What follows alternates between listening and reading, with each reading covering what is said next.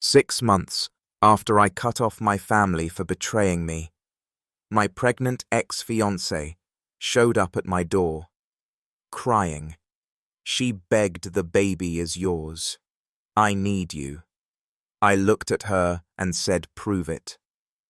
What happened next shocked everyone. I need to tell you something that happened last week, but first, you need to understand the 6 months before it. 6 months ago, I walked out of my parents' house on Christmas Day and never looked back. No dramatic speech, no slam doors.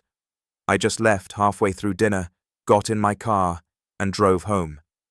By the time they realized I wasn't coming back, I'd already blocked every number. You want to know why? Fine. 3 days before Christmas, I came home early from work.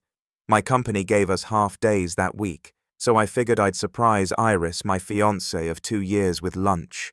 We'd been planning the wedding for months. Venue booked, invitations ordered, the whole thing. I walked into our bedroom and found my younger brother Preston balls deep and my future wife. Not drunk, not a party, not some blurry mistake. Middle of a Tuesday afternoon. Sober, deliberate in my bed. The look on their faces when they saw me wasn't guilt. It was irritation, like I'd interrupted something important. I didn't yell, didn't throw punches. I just stood there for maybe 10 seconds, then turned around and walked out, grabbed my laptop and my keys, left everything else.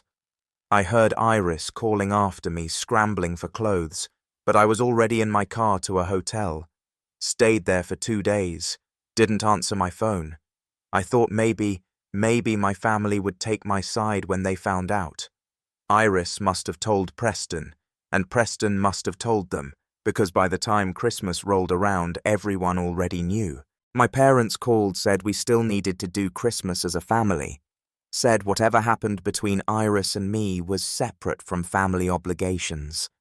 I should have known right then. I showed up anyway. Stupid, I know. Preston was there sitting at the table like nothing happened. My mom had made his favorite dish. My dad clapped him on the shoulder when he arrived. My 2 sisters were chatting with him about his new job. Normal, comfortable, like I was the outsider. Iris wasn't there at least. Small mercy. I lasted about 40 minutes. Made it through appetizers. Then my mom brought up the wedding. So have you 2 worked things out yet?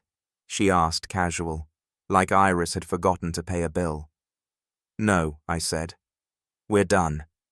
My dad sighed, put down his fork. You're really going to throw away 2 years over one mistake? One mistake. I looked at Preston. He wouldn't meet my eyes. You call that a mistake? He's going through a rough time. My mom said he didn't mean for it to happen. I laughed. Actually laughed. He didn't mean to sleep with my fiancée in my bed. My older sister jumped in. Do you have to be so crude? We're trying to have a nice dinner. Yeah, my younger sister added. You're kind of making this about you. I stared at her. Making what about me? The holidays. Family time. You're ruining it by being angry. That's when I stood up, grabbed my coat. My dad tried the reasonable voice. Son, sit down.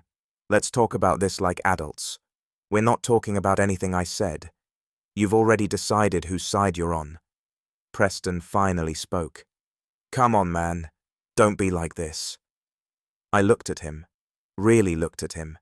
My little brother, the one I helped with homework, lent money to covered for when he screwed up in high school, and he sat there in my parents' house eating Christmas dinner while they defended him for destroying my life. I walked out, blocked all of them. That night, returned the engagement ring to Iris, via courier, moved out of our apartment within a week, found a smaller place across town, gave my landlord 2 months' rent up front, cash, told my boss I needed to go remote for a while. He didn't ask questions. The first month was hell. I won't lie about that. Couldn't sleep, couldn't eat. Worked 1 6-hour days just to stay distracted. But somewhere around month 3, I started feeling human again.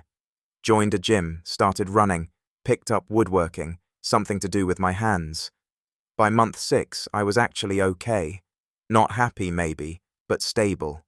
I had a routine. Work, gym, dinner, Netflix, sleep, no drama. No one asking me to forgive people who didn't deserve it. Just me and my apartment building a life that didn't include them. Last Tuesday, I got home from work around 7 o'clock. Heated up leftovers, ordered a drink, sat down to watch the game. Then someone knocked on my door. I wasn't expecting anyone. Didn't order food. I checked the peephole. Iris stood in the hallway, visibly pregnant, crying. I didn't open the door right away. Just stood there, looking through the peephole, watching her wipe her eyes. She was maybe 5 or 6 months along, wearing one of those flowing maternity tops. Hair pulled back. No makeup running because she wasn't wearing any. Smart. Makes the tears look more genuine. She knocked again. Please, I know you're home. I saw your car. I opened the door. Didn't step aside. Didn't invite her in. Just stood in the doorway with my arms crossed. What do you want? Her lip trembled. Good actress. I'll give her that. Can I come in just for a minute? No. She blinked. Hadn't expected that.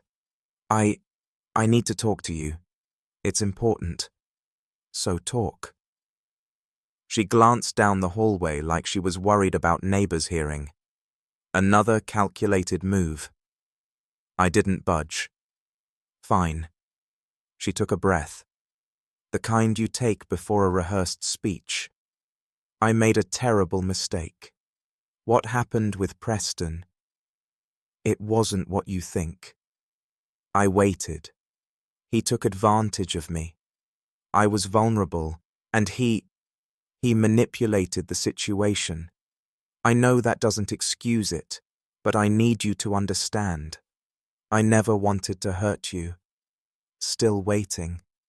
The baby, she said, putting a hand on her stomach. It's yours from before everything happened. I'm due in 3 months and I don't know what to do. Preston won't help. My parents won't talk to me.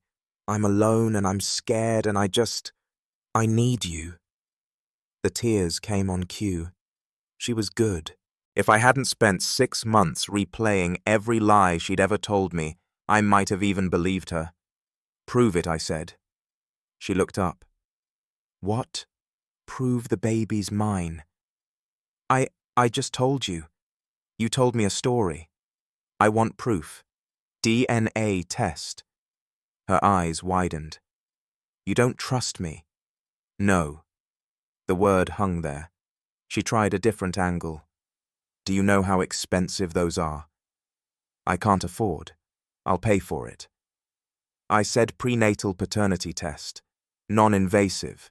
You can get one done as early as 7 weeks. You're what, 5 months? 6, plenty of time. That's not the point. The point is, you show up at my door after 6 months pregnant, asking for help, and you expect me to just take your word for it. I leaned against the doorframe. After you slept with my brother in my bed, she flinched, anger across her face just for a second before the sad mask came back. This is ridiculous. I came here because I thought you were a good person, someone who'd do the right thing. The right thing is a DNA test. And what if I say no? Then you leave and we never speak again. She stared at me. I could see her brain working, trying to figure out which play would work. The tears weren't landing. The victim's story wasn't landing. She switched to bargaining. Okay, fine. But can we at least talk about this inside like adults? No. Why are you being so cold? Because 6 months ago you destroyed my life. You don't get warmth. You don't get understanding. You get exactly what you're asking for. A DNA test to prove paternity. That's it. She opened her mouth, closed it. I reached into my wallet and pulled out a business card I'd been carrying for 3 weeks. Yeah, I'd already researched this. Had a feeling something like this might happen eventually. This is a clinic downtown. They do prenatal paternity tests. Call them, schedule it. Text me the date and time. I'll meet you there. Until then, don't show up here again. I held out the card. She didn't take it at first, just looked at it like it was poison. Take it or leave. She snatched it from my hand. You're going to regret this. Maybe, but I'll regret it on my terms. I closed the door locked. It heard her stand there for maybe 30 seconds before her footsteps faded down the hallway. I went back to my couch, picked up my drink. Hand, steady pulse, normal. No panic, no doubt. If the baby was mine, I'd handle it. Child support, custody arrangement, whatever. Clean, legal, professional, no relationship with her, just co-parenting and nothing else. But if it wasn't mine and my gut said it wasn't, then this was about to get interesting. I pulled out my phone, started researching lawyers' harassment laws, documentation requirements, took screenshots of the doorbell camera footage, showing her at my door, backed everything up to the cloud. Then I opened my email to file it all away. That's when I saw it. New message from Iris. Subject line appointment scheduled. I opened it. She'd booked the test for the following Tuesday. Clinic address time. Professional efficient. But at the bottom of the email in the header metadata, the stuff most people don't look at, there was a CC line. Preston's old email address. It had been recalled within seconds. Pulled back, but my email client had cached it before the recall went through. I stared at the screen.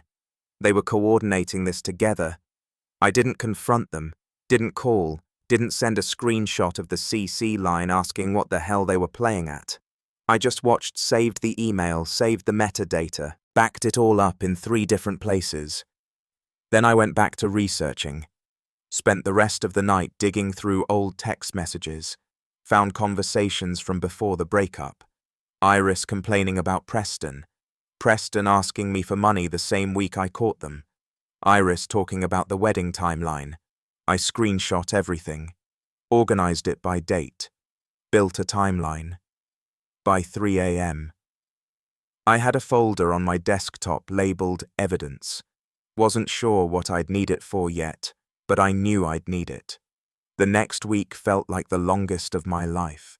Not because I was anxious, because I was patient, and patience when you're this angry takes effort. Tuesday came. I met Iris at the clinic. She tried to make small talk in the waiting room.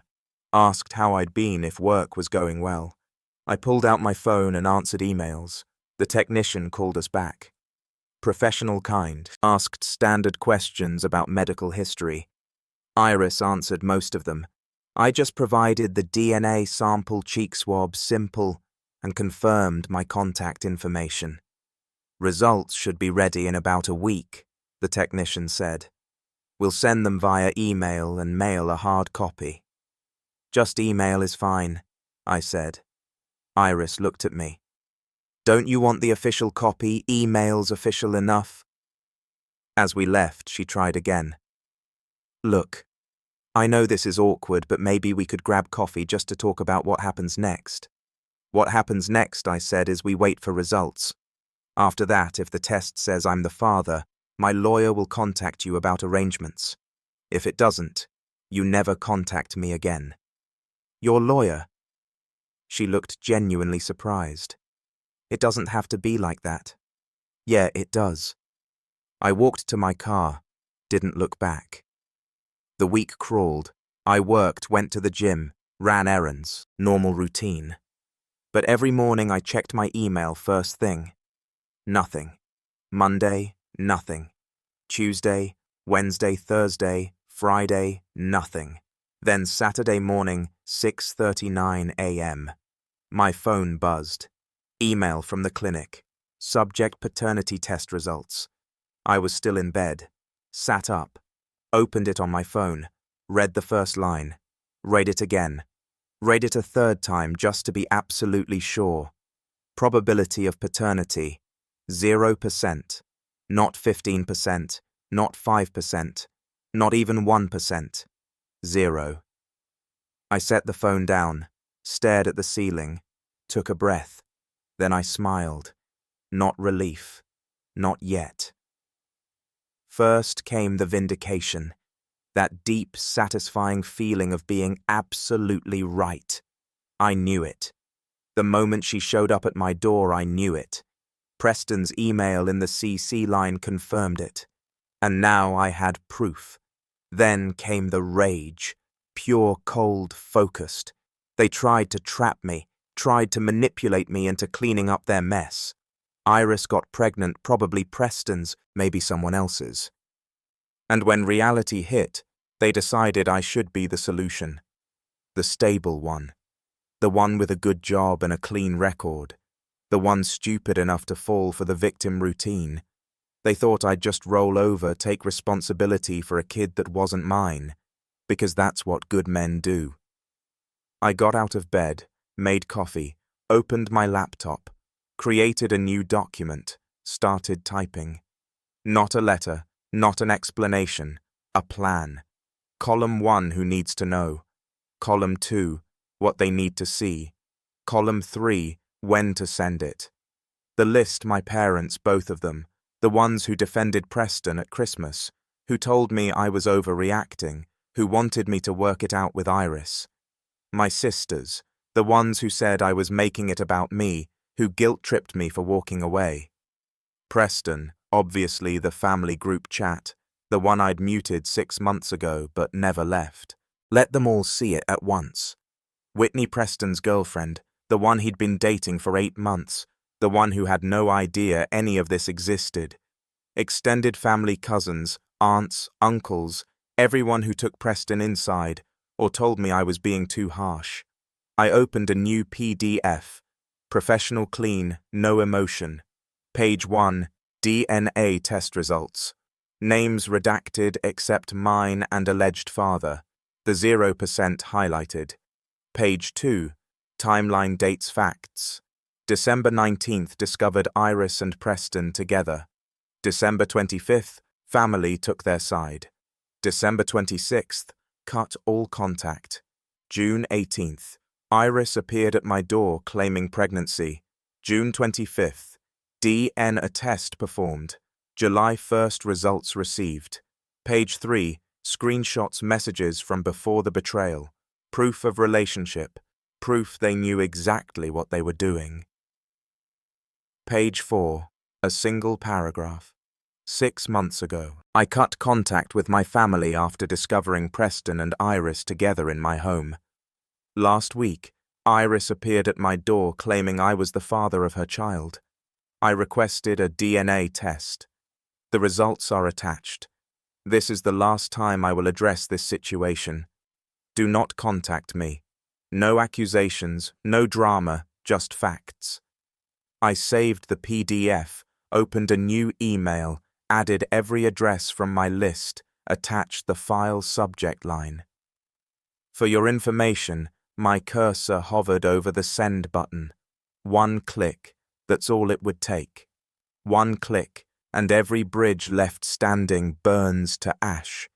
I thought about my mother, my father, my sisters, the family dinners, the holidays, the birthdays, all of it gone. Then I thought about Preston in my bed, my parents defending him, my sisters calling me cruel. I thought about Iris at my door crying, asking for help with a baby that wasn't mine. I clicked send. The read receipts started lighting up within 2 minutes. I watched them pop up on my screen. 1, 3, 7, 15 like dominoes falling. First response came at the 4. My minute mark. My younger sister. What the hell is this? Then my older sister. 30 seconds later. Are you actually serious right now? I didn't respond. Just watched. My phone started ringing. Mom. I declined. It rang again immediately. Dad declined. Then my older sister declined. 6 minutes in. Someone forwarded the email to the family group chat I'd muted back in December. I unmuted it just to watch. 47 messages in 10 minutes. Is this real? Someone call him. This has to be a mistake. Oh my God. My mother's message came through at minute 12. This has to be fake. Preston would never, my father, cut her off. We need to talk about this as a family. Everyone calm down. I typed one response, sent it to the group chat. There is no family. Not anymore. Muted it again. My phone buzzed. Unknown number. I almost didn't answer, but something made me pick up. Hello? Is this real? A woman's voice shaking. Is Iris really pregnant with Preston's baby, Whitney Preston's girlfriend? According to the DNA test, I said it's not mine. I'll let you do the math. He told me they never heard voice cracked. He swore nothing happened after that one time. He said it was a mistake, and he ended it. And it wasn't one time, and he didn't end it. Silence on the other end. Then I'm so stupid. No, you trusted someone you shouldn't have. That's not the same thing. Did you know? She asked about me. Not until a few weeks ago. I'm sorry you're finding out this way, but you deserve to know. I hung up before she could respond. Felt bad about that, but I didn't have the energy to comfort Preston's collateral damage. My phone buzzed again. Text from Preston. You piece of crap. You just ruined everything. I stared at the message for a few seconds. Typed back. I ruined nothing. You did this. You both did.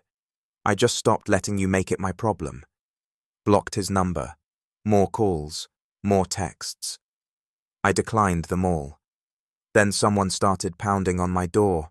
I checked the peephole. Both parents. My mother looked like she'd been crying. My father looked pissed. I didn't open it.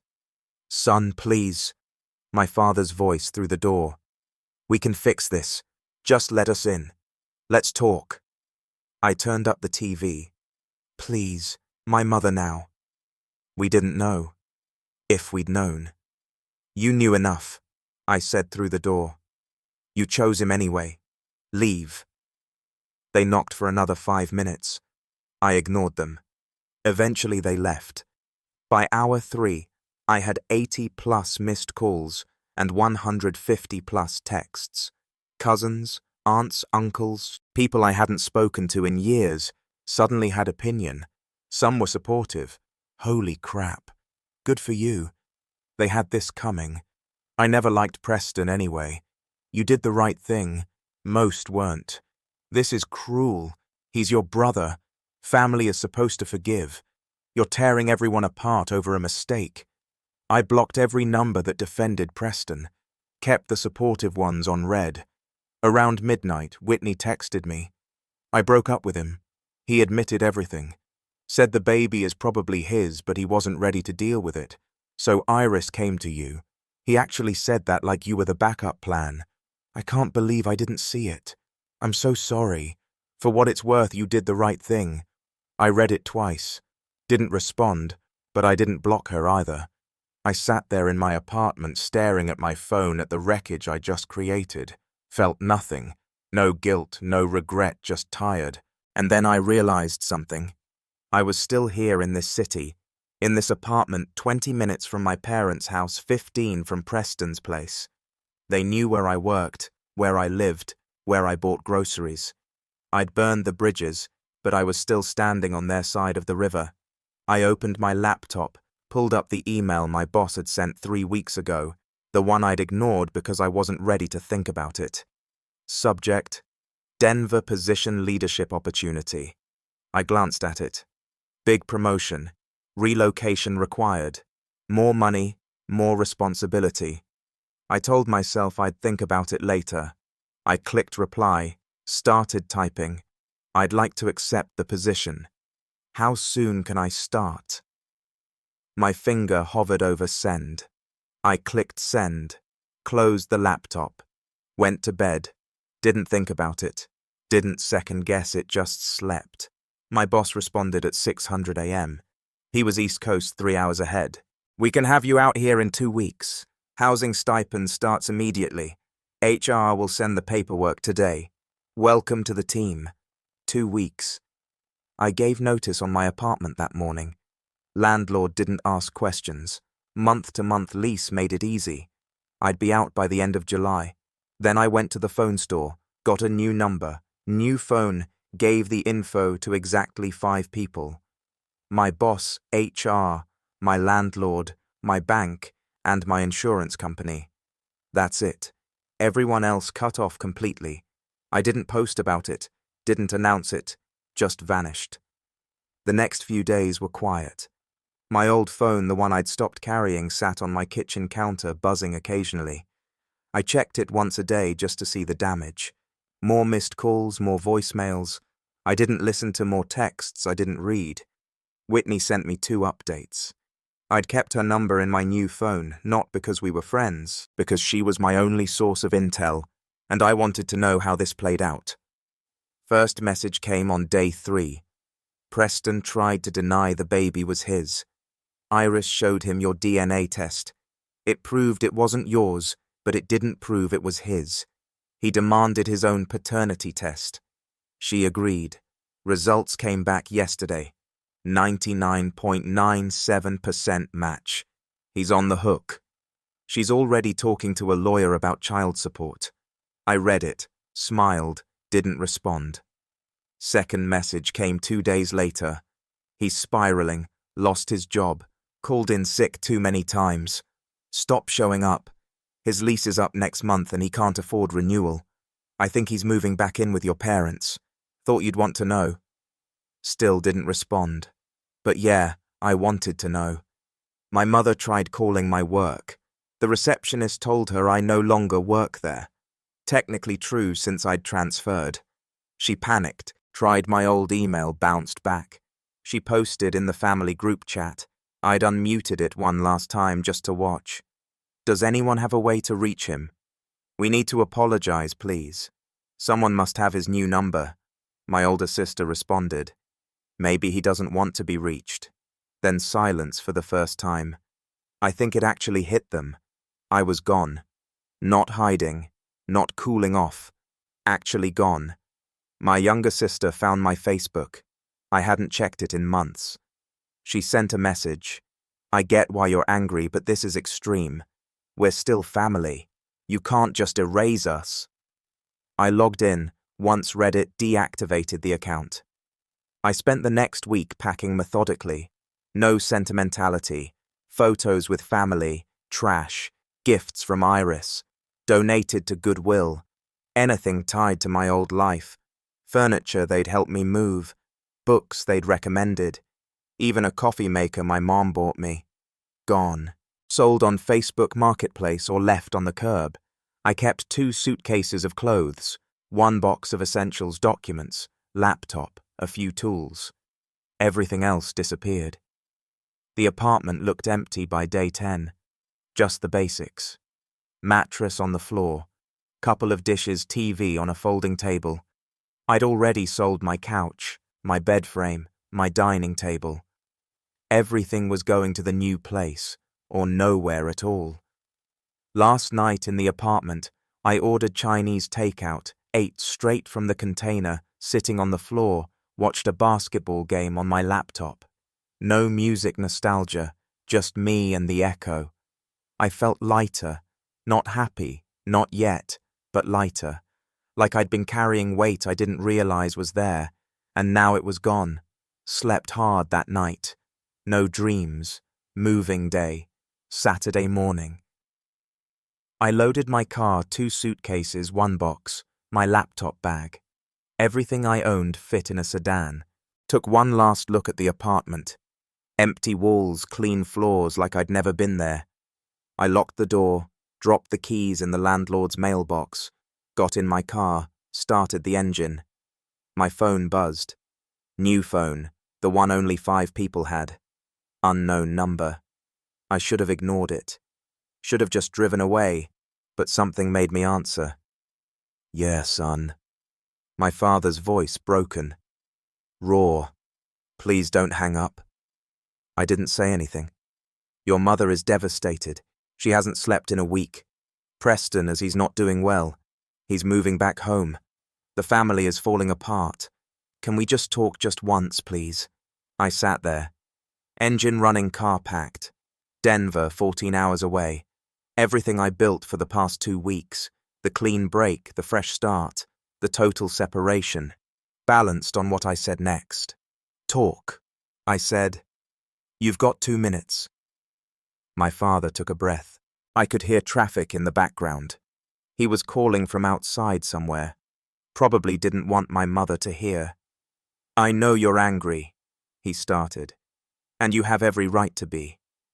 But you have to understand, we were trying to keep the family together. Preston made a mistake. Yes, but he's still your brother. We thought if we could just get everyone to calm down. Stop. I said he did. You're not calling because you understand what you did. You're calling because you're uncomfortable with the consequences. That's not. Yes, it is. You're not sorry you defended Preston. You're sorry it blew up in your face. You're not sorry you told me to forgive him. You're sorry I actually left. Silence. Mom's crying because she misses having everyone together, not because she realizes she chose wrong. Preston's struggling because his actions caught up with him, not because he learned anything. And you paused. You're calling because the family looks bad now, because people are asking questions, because you can't pretend everything's fine anymore. That's not fair. You're right. It's not fair. Nothing about this has been fair. I came home early and found my brother sleeping with my fiancée. That wasn't fair. I showed up to Christmas hoping for support and got blamed instead. That wasn't fair. Iris showed up at my door pregnant, trying to trap me into raising Preston's kid. That wasn't fair. My father didn't respond. You chose him, I said at every opportunity. You chose him.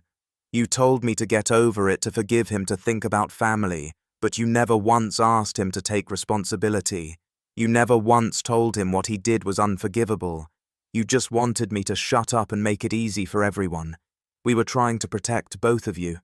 No, you were protecting him. I didn't need protection. I needed my family to have my back. And you didn't. I heard him exhale. So what now? You're just going to disappear. Never speak to us again. Yeah, that's exactly what I'm going to do. That's not who you are. You don't know who I am anymore. You haven't known for 6 months, and you're not going to find out. Please just think about it. I have thought about it for 6 months. I thought about it when Iris showed up pregnant. I thought about it when I sent you those DNA results, and I'm thinking about it right now. My answer is the same. We're done. Son, lose this number. Don't look for me. Don't ask around. I'm gone. I hung up, blocked the number, turned off my phone, tossed it on the passenger seat, put the car in drive. The drive to Denver took 14 hours. I stopped twice for gas and coffee, slept in the car outside Omaha because I was too tired to keep going. Woke up at dawn, stretched, kept driving. Somewhere around hour 10, crossing into Colorado, I realized I was smiling. Actually smiling. Not because I'd won, not because I'd gotten revenge, just because I was driving towards something instead of away from it. Denver was clean organized. The job was intense, long hours, steep learning curve, but I liked it. My co-workers were friendly, but not invasive. Nobody asked about my family. Nobody dug into my past. I was just the new guy from the Midwest who worked hard and kept to himself. I lived in corporate housing the first month. Small apartment furnished temporary. Spent my free time exploring the city. Found a climbing gym. Started going 3 times a week. Met people organically. No pressure, no history. 2 months in, I went on my first date since Iris. Coffee with a woman named Audrey. I'd met at the gym. Civil engineer. Tall, funny, no nonsense. We talked about work, climbing, bad action movies. She didn't ask about my family. I didn't ask about hers. Second date was dinner. Third was hiking. By date 5, I'd told her the broad strokes. Caught my ex cheating with my brother. Family took his side. Cut them all off, moved here. She nodded. Said, "That's rough." "You handling it okay?" I said. "Yeah." She said, "Okay." That was it. No therapy talk, no digging, just acceptance. 3 months in, my boss offered me a permanent position. More money leadership track, I took it. Found a condo to rent. Small place, mountain view, 15-minute drive from work. Audrey helped me move in. We spent the weekend assembling furniture and ordering pizza. Normal, easy, mine. 6 months after Denver, Audrey became my girlfriend. Official, committed. She'd met a few of my work friends. I'd met her sister. We talked about taking a trip to Utah in the spring. One night, lying in bed, she asked, "Do you ever regret cutting them off?" I thought about it. Really thought about it. "No," I said. "I regret believing their version of loyalty for so long." She nodded, kissed my shoulder, went to sleep. I lay there staring at the ceiling. Thought about Preston, about my parents, about Iris and the baby that wasn't mine. Felt nothing. No anger, no bitterness, not even satisfaction, just indifference. They were strangers now, people I used to know. Their problems weren't mine anymore. Their drama didn't touch me. Whatever happened to Preston, to Iris, to the family, it didn't matter. I built something they had no access to. A life where I didn't have to forgive people who didn't deserve it. Where I didn't have to fix other people's mistakes. Where I could just exist on my terms without apologizing for it. They wanted reconciliation. I gave them consequences. The DNA test didn't just prove the baby wasn't mine. It proved walking away was the right choice all along, and I've never looked back. Thank you so much for watching until the end. If you really like our videos, please don't forget to like, share, and subscribe. Have a great day.